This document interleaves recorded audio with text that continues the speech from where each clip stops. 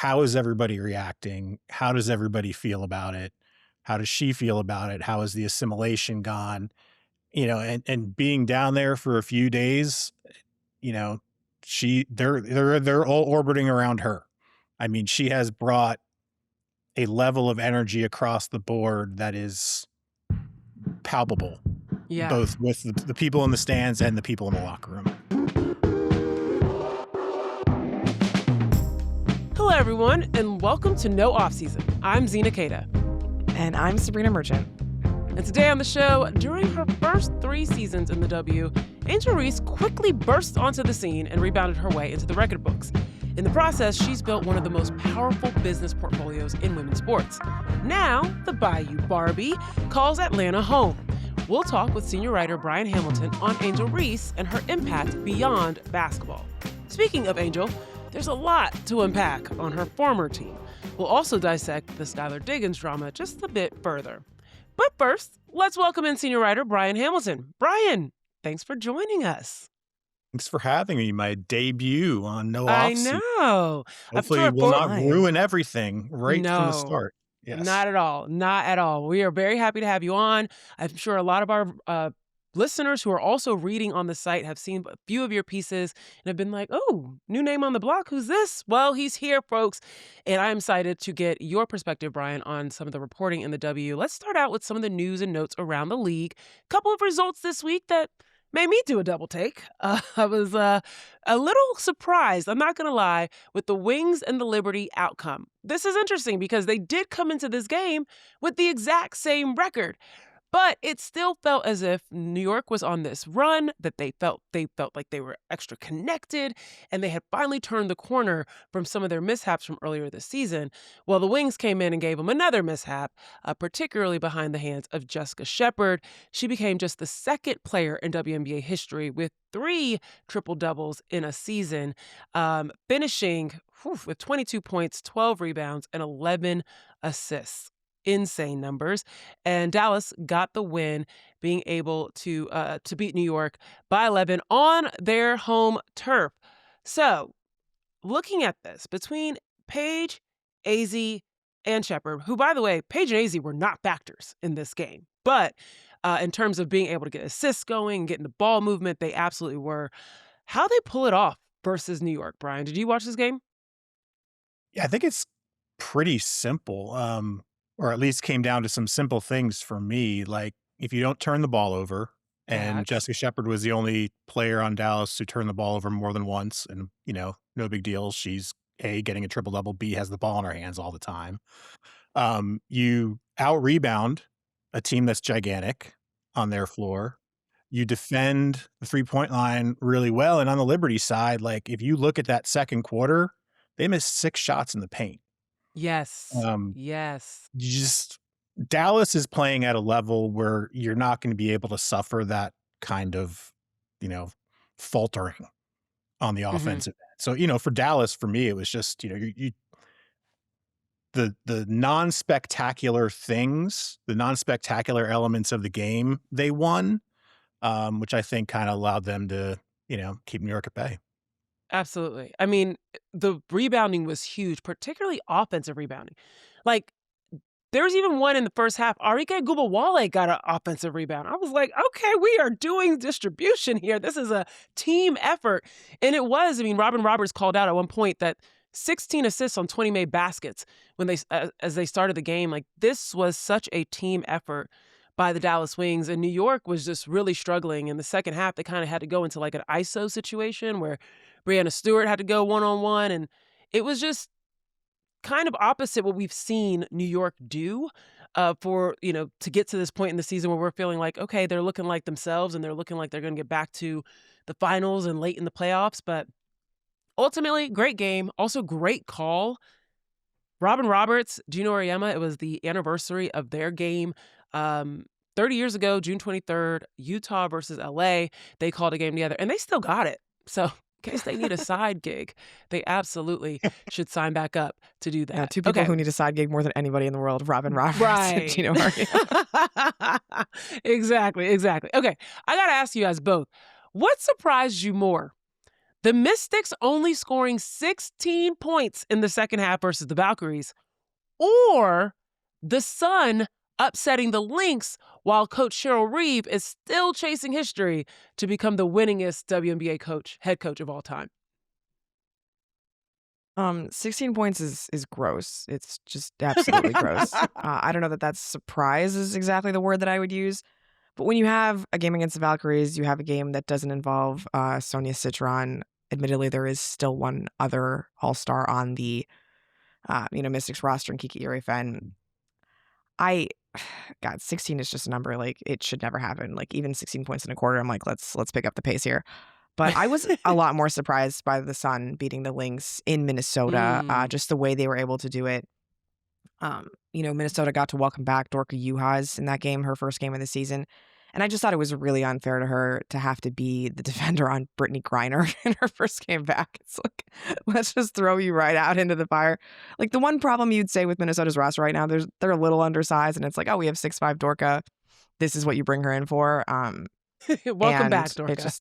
It was rude. It was just really rude. But I was really impressed by Connecticut's composure down the stretch. Like, they executed exactly, like, they made the clutch plays in that game against a veteran Minnesota team, albeit without Olivia Miles. But, like, there was a play at the end where Charlie Sledger Walker, like, had a fake, and, like, someone, like, jumped at her for a closeout, and she took it and then, like, dumped the ball right into BG inside. And, like, that's a rookie point guard. And I know we talk about rookie point guards and how they've been exceeding expectations for years now in the WNBA, but, like, a second round rookie point guard, that's what Charlie Sledger Walker was. And for her to be able to just be so poised against a very, very good Minnesota defense in that environment, that to me was a lot more surprising than whatever was happening in Washington. No, that's real. I think especially the added aspect of this could be the game, and it was such an expected game for the Lynx to be able to win, to give history and to make history for Cheryl Reeve. And it was now 2 games in a row that the Lynx have just batted out in terms of being able to get that win. But yeah, absolute great closeout for the Sun. Shout out to Brittany Griner. I believe she had 29 and 10 in that game. Unreal. I mean, she had her way down low.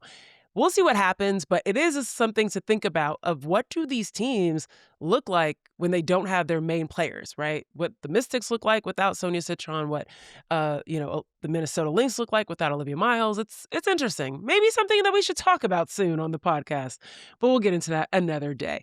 Okay, Tuesday was the last day for teams to waive players on non-guaranteed contracts before they become fully guaranteed. The Aces made the biggest headline, waiving Chennedy Carter. Y'all, my mouth dropped.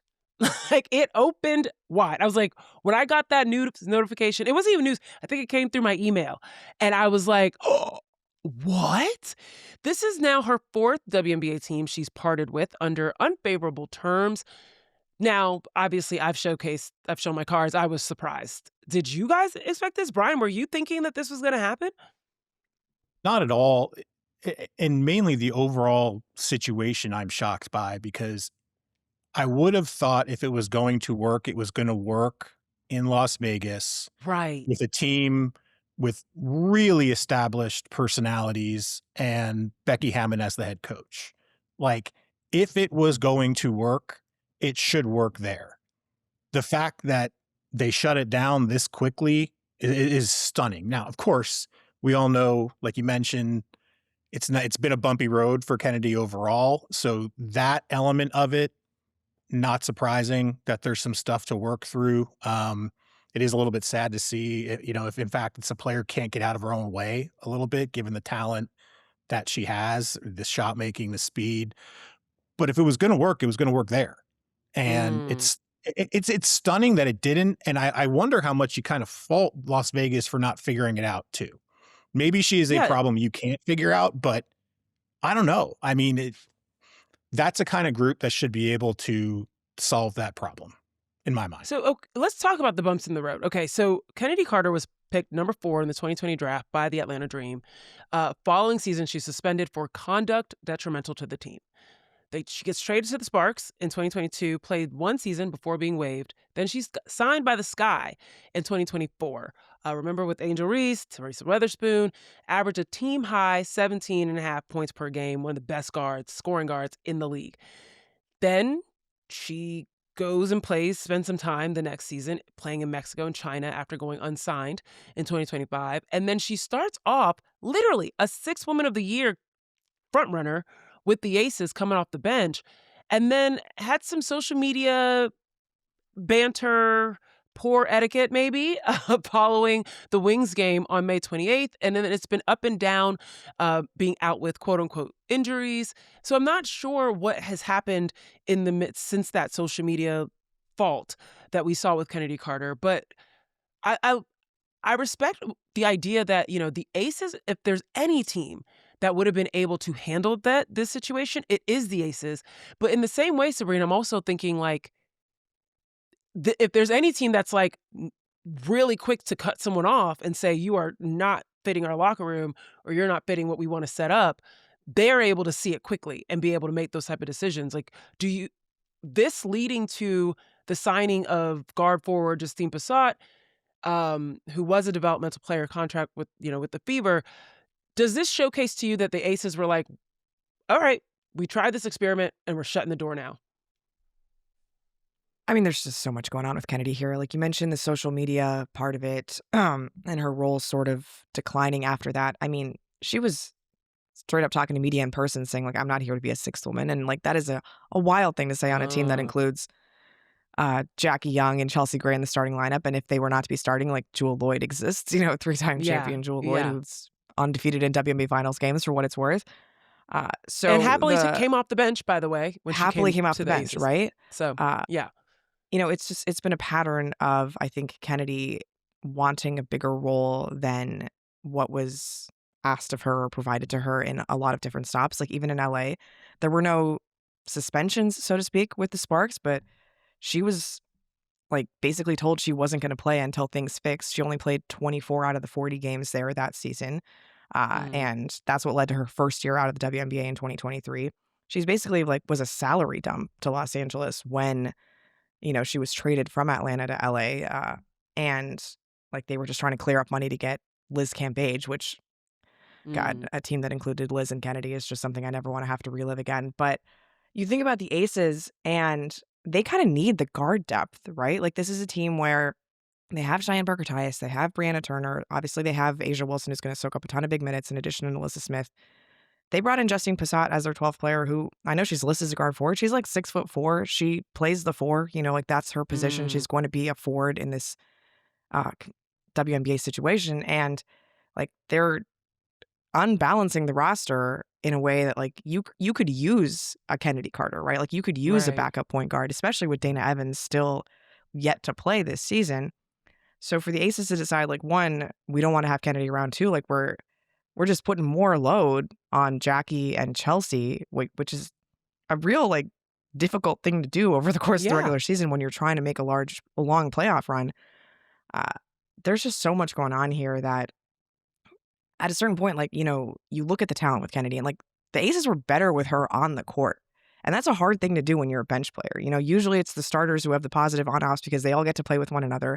And the bench players, like their numbers don't look as good because they have to play with other bench players. But no, Chennedy was like actually a positive player when she was on the court. So decide you don't want that. You don't want a player in a position of need. You don't want somebody who like is just supremely talented and makes things happen when she's on the court. It's one thing when like a losing team decides it's not worth the effort, which is what Chicago was, which is what Los Angeles was, which is what Atlanta was. But this is a team that actually knows what it's doing in the WNBA and is saying, no, thank you. We're going to take a player in Justine Passat who literally has not played a WNBA minute before and replace her, replace Chennedy with this on the roster. It's fascinating. I know we had talked a lot about when Chennedy Carter was, ruled out with an illness and just like sort of the suspiciousness surrounding that because it was the same thing that happened with her in Chicago before things started to go south with the Sky. And there's been a lot of conversation around the league about whether she would actually make it to the end of the season in Las Vegas. And they were going to cut her. Obviously, this is the time to do it, just financially. I do feel bad for Chennedy because, like, on the court, I feel like she did a lot of what was asked of her. Like, she played better defensively than she has at previous stops. She looked like what the Aces needed. But there's just so much more than like what happens on a court, right? Like you have to fit in a locker room. You have to be an asset to the team in so many other ways to like stick in this league because it is so hard to stick in this league. And even with all the extra roster spots, I can't say I'm surprised that it's like gone this way because it has gone this way 3 other times, right? Yeah. And that's the thing is like going back to Brian's point is that it's gone this other way to teams that weren't winning, that teams didn't have established cultures, that didn't have these personalities, as Brian mentioned. Like that is what makes me feel like for this team to make this decision, it must have been untenable, right? Untenable. Like they just could not have whatever the energy was. We're winning. We have a particular lane that we want to stay in, and this is not helping us, which is insane because of all the things you just laid out as to the ways that Chennedy Carter was helping the Las Vegas Aces. I do wish Also, her you well. sent us that press release in our, no off-season group chat. Yeah. And, sometimes you see these press releases and they wave a player and there's like a nice statement from the GM of like what they brought to the team. Like, we wish her Right. well in her WNBA career. Yet there's none of that here. None It of was that. just the Las Vegas Aces have waived Chennedy Carter. On to the next. Yeah. Yeah. I mean, Yeah. you do have to protect that culture too, though, right? Exactly. Like, as much Exactly. to both y'all's points, like kind of almost counter to what I was saying. Like, you have to draw a line. Like, you can only try to figure it out for so long because if it's going to tear you apart, if it's going to bring you down, it's not worth it when the stakes are as high as they are for the Aces, when the goals are as high as they are for that franchise. You can't abide waiting Mhm. too long to fix the problem. And when you know your culture as well as a team like the Aces do, it's easier to make that decision earlier in the process. So from that regard, it definitely makes sense that Las Vegas went on. Now, signing Justine Bissott was interesting because I was like, Janai Barker exists. And Yeah. so I'm like, this is a very similar type of player here, but we'll see what When I happens. first heard about the Justine Passat offer sheet, I was like, oh, they're probably going to waive Janiyah. Let me get a hold of Clutch and figure out like what's happening there. And then I was like, no, Yeah. she's not the one getting waived. That's very similar players. Okay. I mean, not necessarily Yeah. in style, but size and what could be brought to the floor. So we will have to see what happens with the Aces. Of course, the last time we saw the Aces, they still didn't have Asia Wilson. And so that load you're talking about, Sabreena, that's on these guards, Jackie Young and Chelsea Gray to step up, has been pretty significant in these last few. So we'll see how this continues to play out.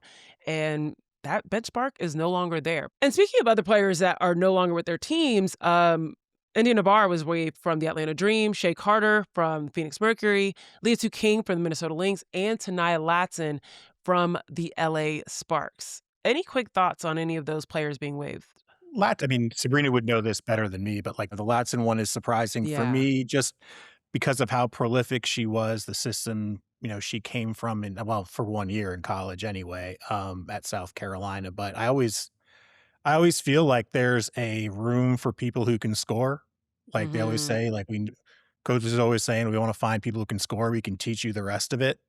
Um, I'm, I mean, obviously she wasn't producing. She wasn't exactly getting a ton of minutes to begin with. Maybe there's just it wasn't a fit. Maybe there's a steeper growth trajectory, but it all just surprises me. I thought that someone who's got that level of scoring ability can stick, or you stick with her a little longer to see what you can pull out of her eventually. Let's talk about some off the court stuff. Annie and I gave our initial reactions after seeing Skylar Diggins' Instagram stories on Tuesday's episode. Brian, Sabreena, I'm interested to hear your takes now that she was ruled out right after that versus the Mercury with a right knee injury. Do you think that she'll stay on the bench, and really should she in the midst of all of this? I mean, I've been pulling up the trade machine for Skylar Diggins basically since that Instagram story, which honestly a masterclass of how you make the same sentence sound different, with a little bit of tone, a little bit of I've been inflection. Just I've been how good, increasingly and I've menacing been it got quiet. throughout Yeah. the tone. Like it was just really, And the really zoom good. in. There was a And the zoom zoom in. in, yes. A lot of Yeah. different things go into this. I mean, we talked about this at the start of the season with Chicago. Like so much is being relied on their vets like Elizabeth Williams and Rachel Banham to really keep that locker room together because there's a lot of personalities there. Skylar Diggins, big personality. Courtney Vandersloot, underratedly big personality, Natasha Mhm. Cloud, even Dejanay Carrington, Camila Cardoso. Um, so like just a lot was being asked of their vets and a relatively young head coach in Tyler Marsh. And I don't know that they expected Sloot to be this. I think she's looked better than expected coming off an ACL. Like it's only been 12 Absolutely. months. Those 3 games, she's like just been. She was totally competent off the bench. Obviously, they didn't. I mean, they get the win in Phoenix, so like things are going well in that respect. But yeah, I don't think Skylar Diggins signed in Chicago to be a backup guard. Like that's not why you leave a rebuilding situation to go to a team that you expect to be a little bit better to contend for the playoffs is because you want to come off the bench. Uh, and with everything else that Skylar said, I thought her interview with the Chicago Sun-Times is actually really illuminating about how she said the facilities were not what we expected. Like the practice facility is not going to be ready for months. Like I'm not getting the type of treatment that I was promised when I got here. And maybe sitting out with a right knee issue is a way to like put a point on that. Like I've been putting Right. my body on the line and for what? Uh, I mean, I hate to write this off after one game, but again, this is a player who has a pattern of some like funky exits from previous situations. And let's just say, like, trade deadline, August 2nd, is a date that I've circled as when Skylar Diggins could potentially be playing her last games in Chicago. I thought it was Ooh. amazing that the right knee injury came out of nowhere. Yeah. Like, I didn't realize you could strain your right knee posting on Instagram. Like, Yep. that's sort of shocking to me, but here we are. Yeah. Um, she's walking around, she must have, like she's looking in the camera, she must have, like, scuffled over a Hmm. errant sidewalk, plate. No, but I questioned the whole thing from the start. I know the basketball fit, I get the idea behind it, but man, like, when you have a player who's demanding and often in good ways, I mean, obviously, in some ways, it doesn't come across that way, but there's a lot of truth in what she's said about having a loser's mentality, and to Sabrina's point, the facility issues in Chicago where this building is supposed to be open months ago and it's still not. Um, when you you know what you're getting, and if you can't follow through on that, if you know you're not going to be able to follow through, like, how can you be surprised when she speaks up about this sort of stuff? Right. Like, Right. it didn't make sense given the way Chicago struggles with a lot of things. It didn't make sense to bring someone who has, pretty high level of expectation across the board into the mix. I get it from a basketball standpoint, the talent, having another guard with Vandersloot coming off the injury, but the rest of it, it was just sort of like a pile of tinder waiting for a match. Yeah. And if you look at the stats, like it adds more tinder to the whole situation. I mean, the fact that Skylar Diggins, with Rakia Jackson being out now, Skylar Diggins and Camila Cardoso are almost tied for the most amount of points on this team. She leads the team in terms of minutes. So, talking about putting your body on the line, she's done that all season long. And even though we have seen the emergence of Sydney Taylor, she has not been as consistent in terms of her minute production and her stats and her offensive production as Skylar has. So Skylar's probably looking like this doesn't make any sense. You're giving someone the opportunity to take my starting position as opposed to giving me the opportunity to keep my starting position.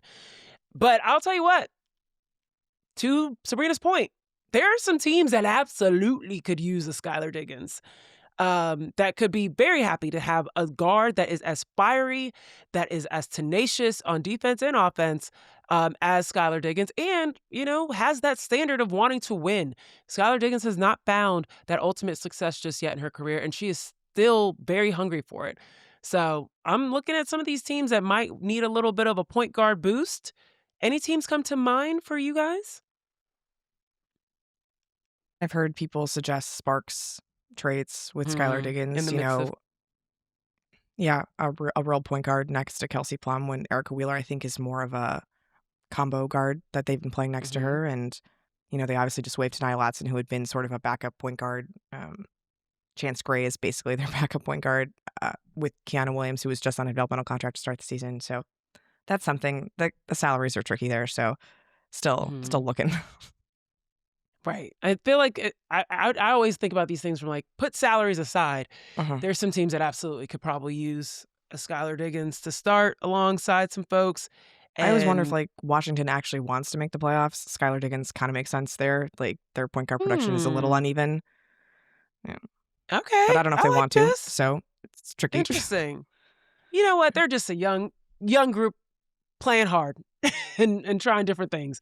I feel like they've been trending upwards outside of this last loss against the Valkyries. They were like 6-4 in their last 10, but yeah, that last loss is just burning through our minds. Okay, we got to get into this conversation around a team that I actually think could potentially use a Skylar Diggins. Atlanta. But they do have a big personality that just came in, and she's been doing stuff on the court. Of course, we've seen the walking double-double, literally one of the only two players averaging a double-double each night. That is Jessica Shepard for the Minnesota Lynx and Angel Reese, who we're going to talk about right after the break.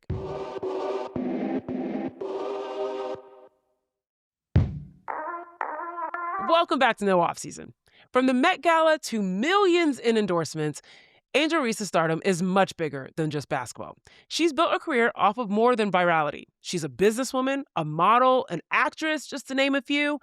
The superstar's trade from the Chicago Sky to the Atlanta Dream was one of the most talked about moves in the offseason. It was also, I think, the first move of the offseason. It was huge. Now, she's focused on lifting her new franchise to new heights. Brian, you published an awesome piece today on Angel's success in so many different spaces. And I'm curious, what prompted you to write this feature now? Thank you very much, first of all, for saying it's awesome. It is. I will put that atop my bios on social media now. Once wrote an awesome story. I can you think of can you imagine a better fit between player and city? And that was sort Mm. of my initial thought process going into it. Like, this is such an ideal match for who she is as a player, what she wants to accomplish off the court, what that city, what Atlanta loves in its athletes, and its stars. I thought it was a no-brainer to go down there and just see what it's like at the start. You know, Mm. right at the beginning of the Angel Reese era in Atlanta, how is everybody reacting? How does everybody feel about it? How does she feel about it? How has the assimilation gone? You know, and being down there for a few days, you know, they're all orbiting around her. I mean, she has brought a level of energy across the board that is palpable, Yeah. both with the people in the stands and the people in the locker room. Yeah, I love that there's like this one part where you talk about how Angel felt like her cousins and her sisters and her family were Yeah. in the crowd, right? Which is such a cool vibe to have a player feel that way. But let's talk first about what she's been doing for the Dream so far on their court. You know, fitting into their system, being a main piece for them, and honestly, more than just the basketball, mentally. I think she brings an energy to them as well. What have you seen from that perspective? And Sabrina, I wanted to get your take on that too. Yeah, the one thing that came to my mind was she is the ultimate confidence giver to her teammates. Mm. When she's in the mood to, probably.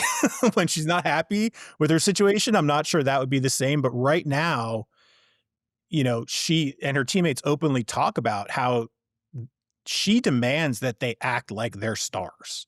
She demands like they act like her. Like, carry yourself in a certain way, carry yourself with confidence, expect things, you know. That's that's an important thing to underline and to have that sort of, I mean, she won't settle for anything less. Yeah. And I think that's a huge boost to them and the belief of the players in the locker room. Obviously, from a basketball standpoint, she's a lot of what they needed. I mean, she just need a little bit of grit, a little bit of sandpaper. You know, the rebounding is there. You've got a 6'3" athlete who can guard 5 positions comfortably.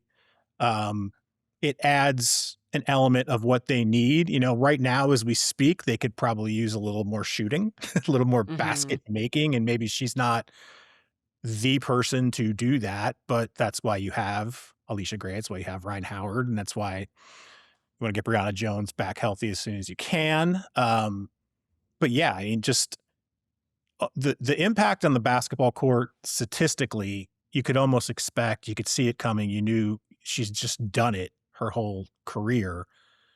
The impact on the other players on the team and the energy she gives them, the belief she insists that they have, that struck me while I was down Mhm. there. I just find Angel's path so interesting because she was the kind of player where people thought it was going to take her some time to adjust to the WNBA level, because she was playing a different position in LSU. Like she was more of a five, and she's probably gonna have to be a four because of her size in the W. And what was that going to look like? And I mean, I don't think there has been like more of a dichotomy in like what the expectation was versus how quickly she was able to just be a star right away. Like, we got the All-Star reserve list. She's a three-time All-Star in 3 seasons, pretty comfortably, I would say. Uh, Mhm. and the fact that she goes into Atlanta, a team that won 30 games a year ago, was tied for the number 2 seed in the WNBA. She's coming from a situation in Chicago where she has not been in the playoffs yet. And she is the one who's like sort of inspiring them and leading them to like meet a new standard is so interesting to me.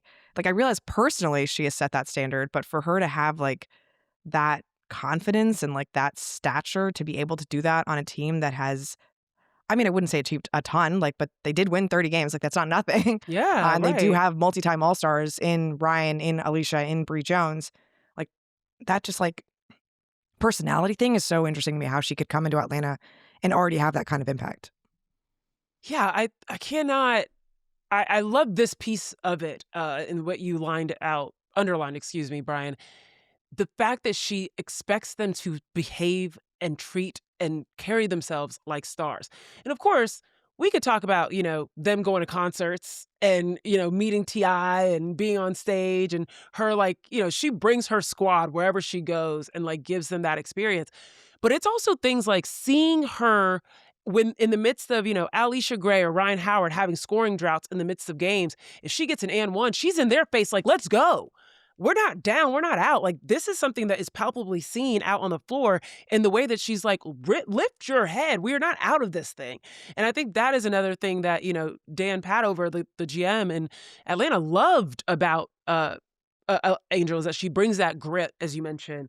And yeah, the way that her game has transitioned from college to professional ball has been, really, really special. Um, we talked a little bit about the Chicago Sky earlier.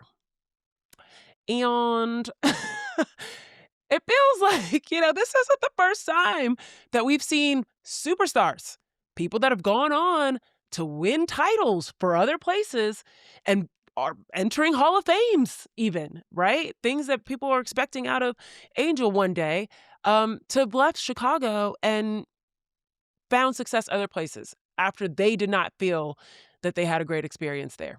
Elena Del Don comes to mind. Sylvia Fowles comes to mind. Candace Parker comes to mind, even though she brought a title back, um, to Port Chicago. But it's just there's been people that have left, and you're kind of asking that question. And Angel herself had a question or had a conversation about Chicago, um, at the end of her season that led to her being traded in Atlanta. Was it directly related? I mean, we can't say it is directly related, but I would imagine that they were correlated for sure.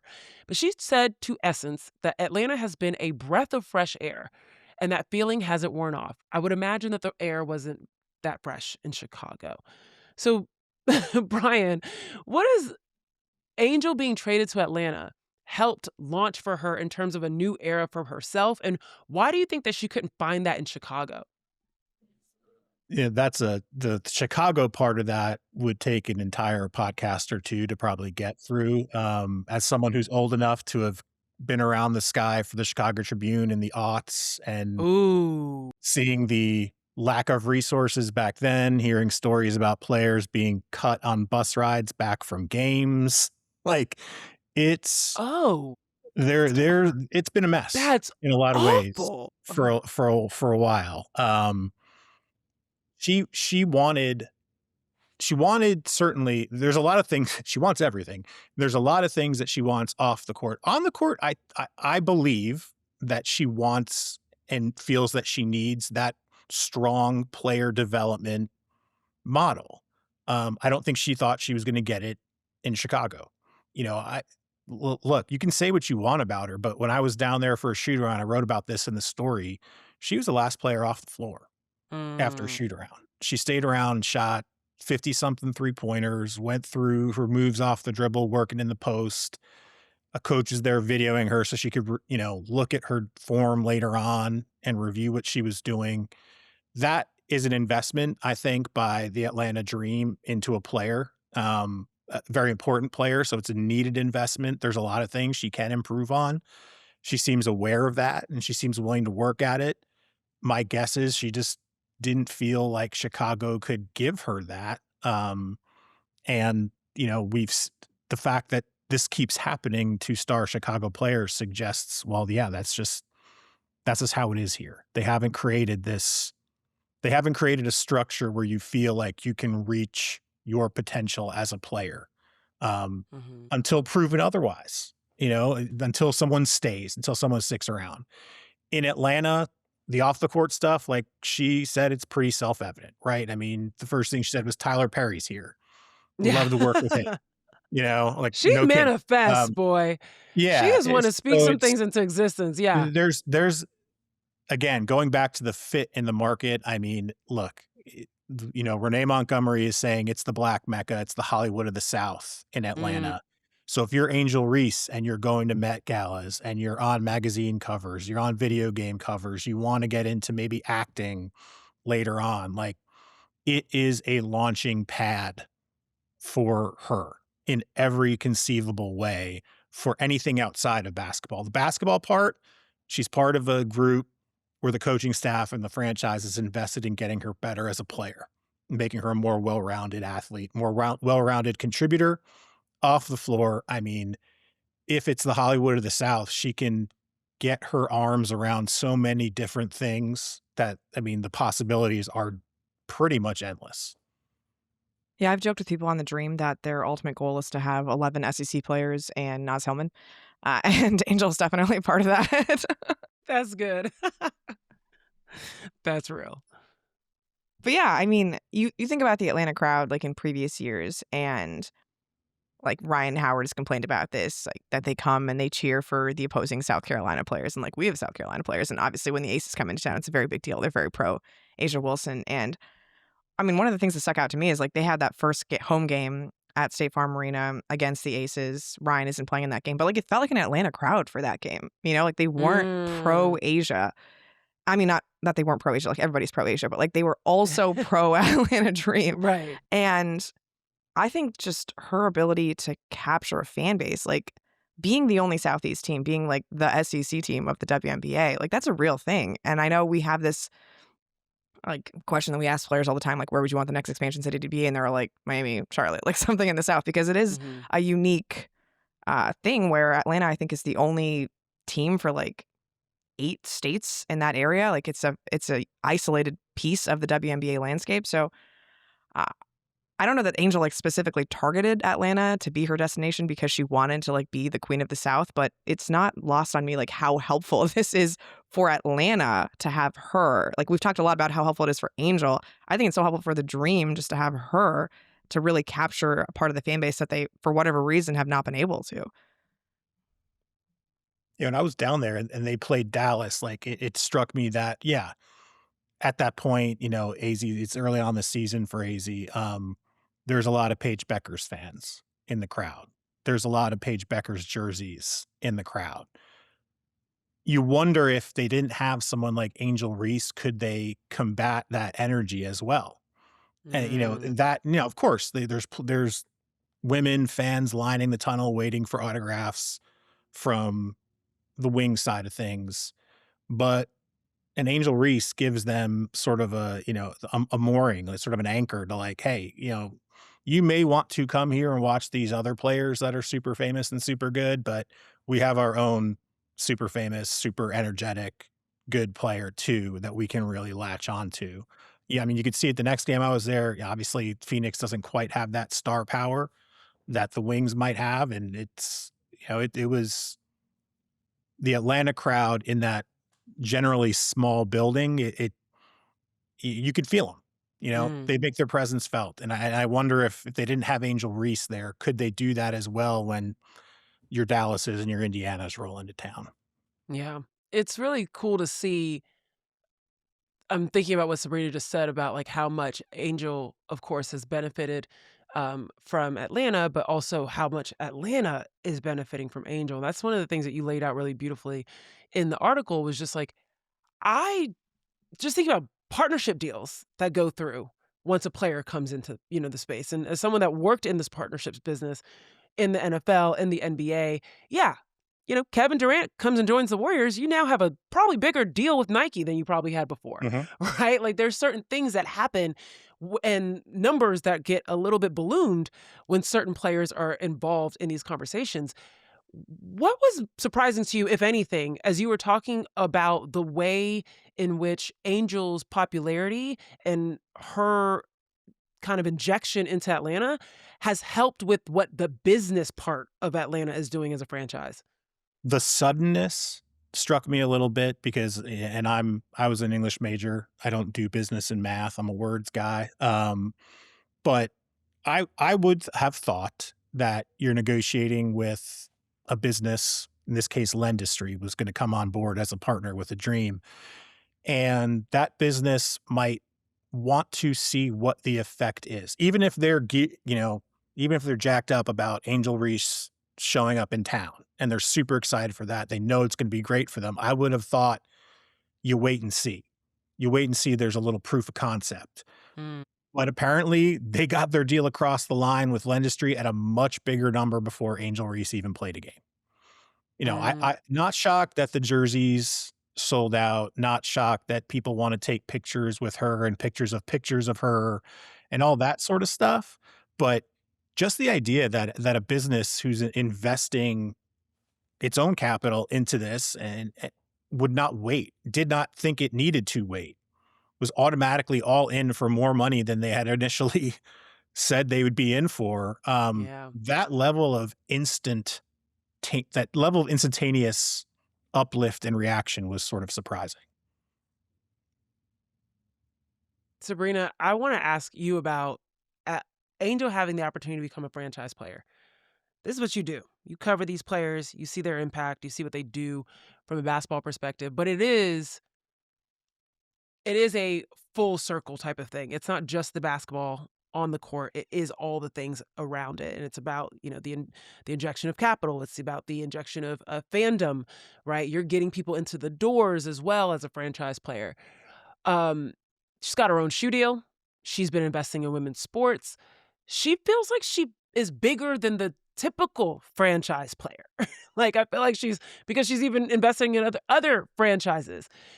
What do you make as you look at Angel Reese and like the lore of what a franchise player is? Like how do you measure her and where would you kind of categorize her in that?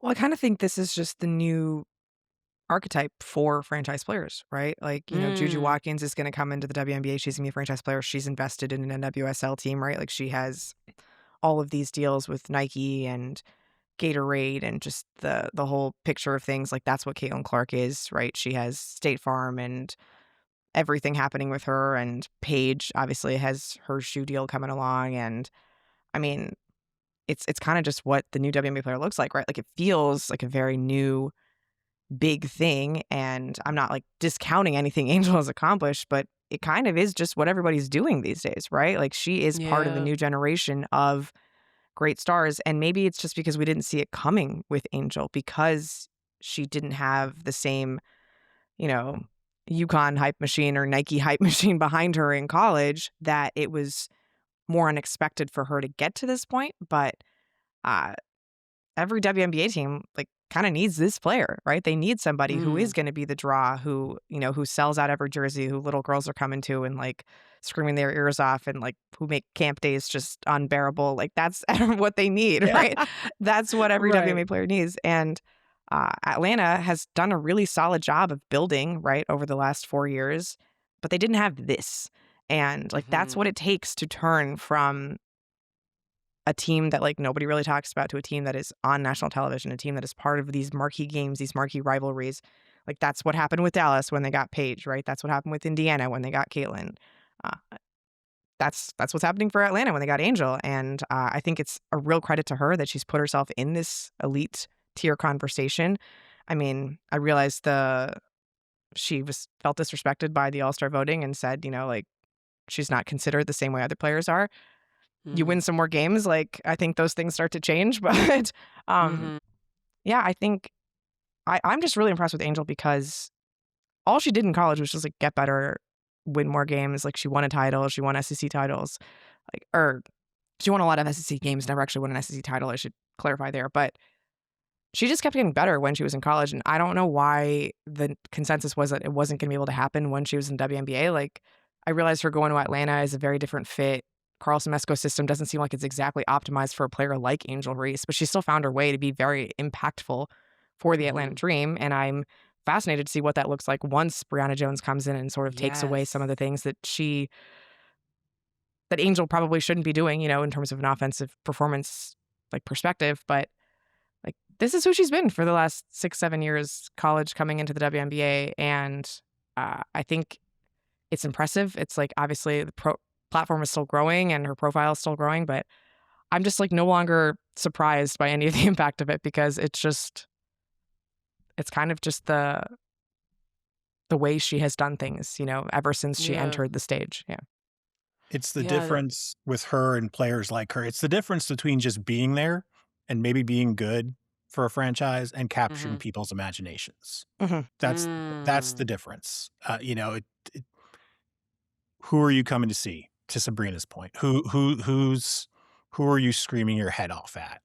It's a You can show. be a nice solid team and successful team and make the playoffs, but there's a level to get to when you get someone like Angel Reese, Paige Beckers, when Juju Watkins comes in. It's someone who captures people's imaginations and just makes everything look bigger than it maybe actually is. That's just the Yeah. aura they have. Like Zena was Yeah, saying and how she just manifests things. Remember, who is that rapper that she called out her her rookie season in Chicago? She's like, I want to see her at a game. And Lotto? Maybe within it two was days, yeah, Lotto? she was just there. And it was Yeah, like, yeah, and Lotto I was got to there, come see and Angel, of yeah. And course. now they're like Yeah. best friends. They're Yeah. besties. She's in her music videos. Yeah. It's a thing. Yes. No.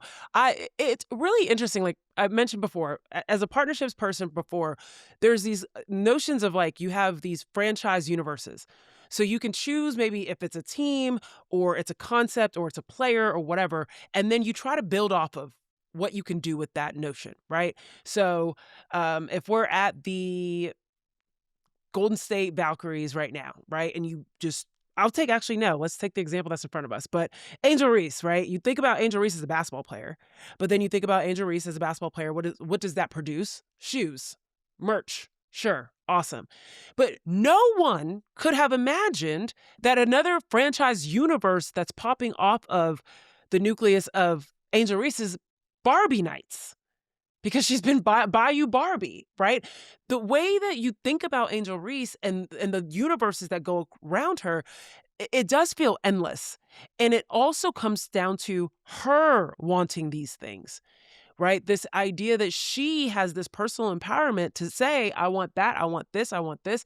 And all of a sudden it's like, all right, let's figure it out. We had another conversation, was it earlier this year or last year, with one of our writers, Shakia Taylor, about the team behind Angel Reese and how they are just one, incredibly humble, but two, they're just whatever she says, if she tweets out, I don't know, I just want to be in a movie, they make it happen. Hunting They wives. find a way.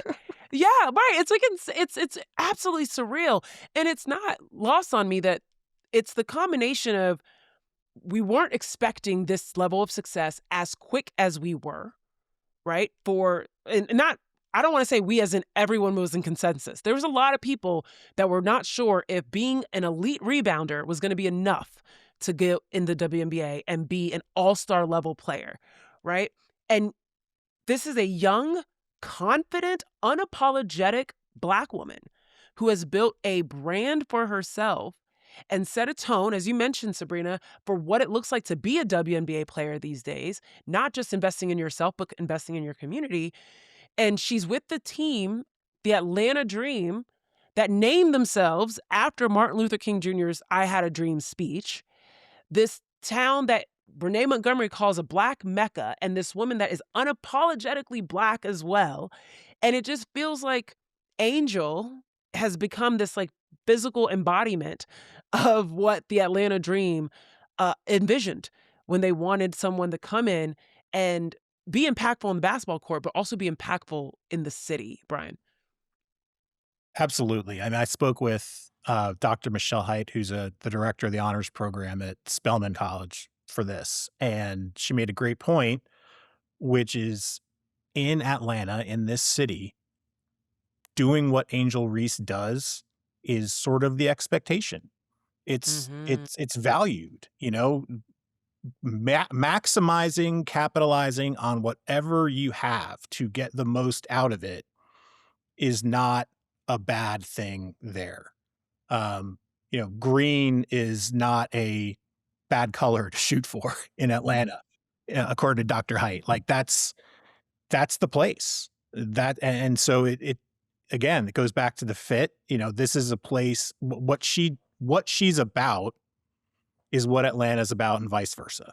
It's the Mm. exact same thing. Pursue maximizing, capitalizing on yourself, your presence, your followers, whatever.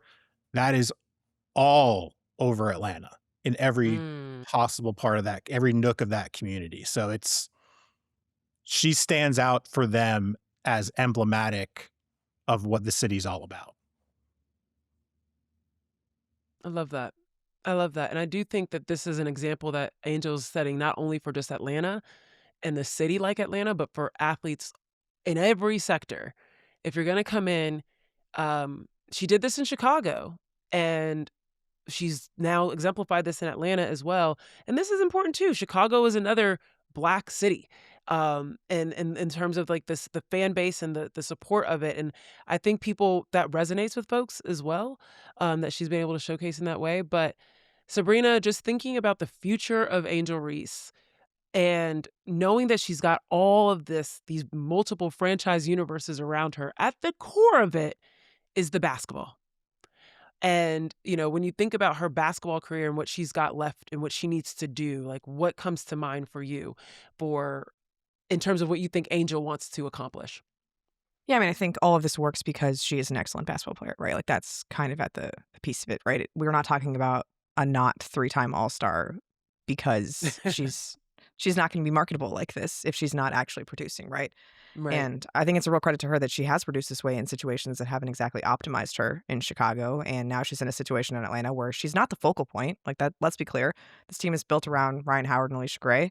And maybe they don't think of themselves or regard themselves as stars in the way that Angel does, but like that's what the team is built around. So it's interesting to me how she, I guess, fits into that because she's always talking about how she wants to play with great players. She feels at home when she's Mm. next to great players. And that means that less is asked of her, right? Like she can focus on the defense and the rebounding and not have to initiate or, turn into a spot up 3-point shooter or whatever it is that was trying to happen in Chicago last season too. Um, I think it's great that she's in this developmental atmosphere in Atlanta where they are trying to coax out more of her offensively. The fact is she got traded in April. The season started in May. She wasn't going to turn into a Carl Semesco player in 30 days, right? Like she is still who she Mm. is and has to play that way. And I think the Dreamer's leaning back into that where she's taking fewer 3-pointers. She's running the offense less, right? Like maybe there are some grab and goes, but it's very much, I'm in the paint. I'm going to defend the paint. I'm going to do all the things that a big is supposed to do. And for me, I just want to see her like really, really excel at those things. We talk about the Angel efficiency argument all the time. Like she has to get better just finishing in the paint. That's the number one thing. And then everything else sort of flows from there. But I just think it's really cool that she has found her way to have such an impact as like not the dominant player on a team, And Mhm. I would just love to see her become more and more effective at like those specific things before growing out to like the modern stretch four or whatever, a 2020s post player is supposed to look like. Yeah, yeah, yeah. And we've seen her moving towards that. And I think Tyler Marsh was trying to pick up on, some of the things that maybe was seen in Unrivaled, where she's grabbing the ball off the rim and she's pushing it up. But we do have those type of players in Atlanta that can do that for her. And so I really appreciate that point for sure of just being able to sharpen those skills. And God, who knows what's going to happen when it's Brianna Jones that can set those hard hitting screens and she's kind of roving in the dunker spot, or she's being able to flare out and just be able to work more in that mid range and drive to the basket. Brian, we're going to close with your final thoughts on the story, on what you've learned. This has been a really cool conversation about a really impactful player, but just wanted to see what your final thoughts were on your feature. Picking up on what Sabrina said, like, I think as cliche as it sounds, it's going to come down to winning too. That's going to be the final retort. I think, as upset as she was about the all-star voting, it, in a different way, it sort of ratifies who she is, that the coaches picked her as a reserve, that Hmm. what she's doing is valued at that level by everybody else in the league, no matter what the comment sections might say. But going back to, Michelle Height, the professor from Spelman, she's like, look, you can't have one good song and be a superstar artist. Like that Atlanta, as much as it's about the same things that Angel Reese is about, it's also about winning. It's also about Yeah. succeeding at a very high level. And they'll there's an impatience there. And or maybe not an impatience, but an urgency that you're gonna feel from the city that she probably feels for herself to win. I think that's gonna be the ultimate tell on her as a player, as a franchise player. Like, can you be part of elevating this franchise to a different level? And if you can't, how long are you going to hold Atlanta's interest? Because they're about stars and they're about winning. And if you're not winning, I don't know how you can be that brightest star. Great point. She won that title in college, but that's cute when you get to the pros. That doesn't matter when you get to the pros. Well, we appreciate you, Brian, so much for the article, for coming on to know Offseason, breaking it down with us. Great conversation. And we definitely will be having you back.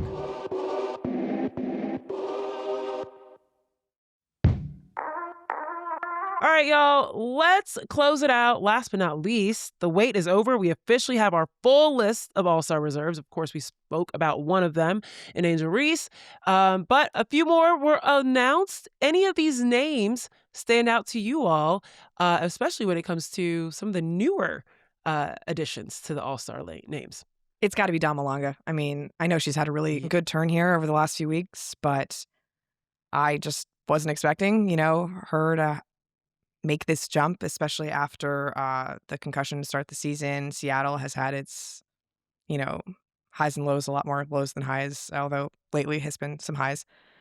But yeah, I think in terms of an all-star game, like she's exactly the kind of player you want to have in the game, a young, exciting talent who's just really fun to watch. It does seem like her inclusion came at the expense of potentially like a Camila Cardoso. So apologies to all the Chicago Sky Mm, fans who will not be getting any local representation in this all-star game. But no. yeah, Dom, I think this is going to be the first of many, many, many all-star nods for her. Agreed, agreed. I love the fact that Dom was a first time All-Star. Marina Mabrey getting that first time All-Star, definitely deserved in the way that she's, been a focal point, especially in Toronto after Brittany Sykes have gone down in that 53-point game. Let's just be real. That should have just been slide right on in there. That is an all-star performance for sure. Um, Kind of wondering what you all thought about, there was a tough conversation to have between like Sony Citron, and then maybe Copper that was left off. I like the fact that Sony and Kiki are back, but I really struggle with Copper not being in the list. What do you guys think about that? You got to win more, right? I I know. mean, and I they're not know. bad, right? And I mean, you can probably make the argument, well, there are a lot of teams that are worse, but Mhm. Like um, Seattle. you Yeah, can take a lot of the questions out by putting more wins up, by 1000%. being that effective for a more successful team. Also, too, she might be there, right? I mean, is Kelsey Plum gonna be ready to go? Right. Is she gonna want to even go if it's right at that sort of 4 or 5 week recovery timetable? Do you take that risk? So, maybe looking at, Clea Copper or somebody else sliding into that spot because there's gonna be an opening for injury. Yeah, that's a really great point. That's true. I'm thinking Chelsea Gray even, potentially sliding into that role as well. And overall, I'm curious as to how this general manager's construction, remember Cynthia Cooper and Teresa Weatherspoon will be the GMs putting these teams together. So very curious as to how all of that is going to happen. We still don't know who our head coaches are, and it will be based on the best records as of Friday, July 10th. So we'll know after that. And then the All-Star game is on July 25th.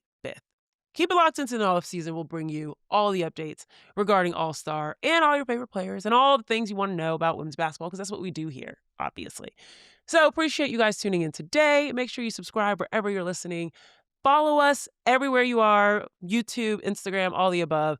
And subscribe to The Athletic so you can read awesome pieces like what Sabreena and Brian put up every single week. On behalf of The Athletic, Brian Hamilton, and Sabreena Merchant, I'm Zena Cada, thanking you for listening, and we'll see you next time. No Offseason is hosted by Zena Cada, with Chantel Jennings, Sabreena Merchant, Lasia Clarendon, and Annie Costable. It's produced by Tanika Burrell. Our executive producer is Andrea B. Scott. Monica Compton is our video editor. Our theme music is by Marcus Bagala. Shannon Ryan is managing editor of women's basketball at The Athletic. Be sure to like and subscribe. We drop new episodes every Tuesday, Thursday, and Friday.